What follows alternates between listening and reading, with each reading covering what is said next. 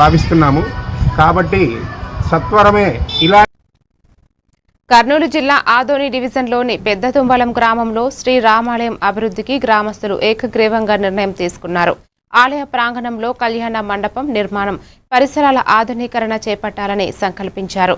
భక్తులకు అన్ని సౌకర్యాలు కల్పించేలా ఆలయాన్ని అభివృద్ధి చేయాలని గ్రామ ప్రజలు పిలుపునిచ్చారు.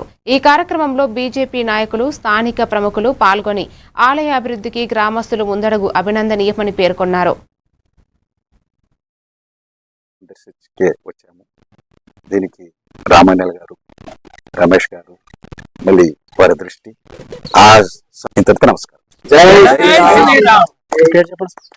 నా పేరు మా సంస్థ దృష్టికి ఈ దేవస్థాన అన్యాక్రాంతము దీనస్థితి వచ్చిన తర్వాత న్యాయ పోరాటం ద్వారా, అలాగే అనేక నాయకుల ద్వారా కలవడం ద్వారా ఈరోజు ఒక స్థాయికి ఈ దేవస్థానము ప్రజల్లోకి వెళ్ళింది. అయితే గ్రామంలో సుమారు 12,000 మంది ఈరಣ್ణ గారితో పాటు కలిసి వచ్చాము. అలాగే దీంతో పాటు దేవస్థాన ముఖమండపము గతంలో ఇక్కడ ఉన్నటువంటి ఆక్రమణదారులు కూలగొట్టిన ఆధారాలు కనపడుతుంది స్థాన సంఘం తరఫున. అలాగే పిఠా రమేష్ గారు గతంలో కూడా మన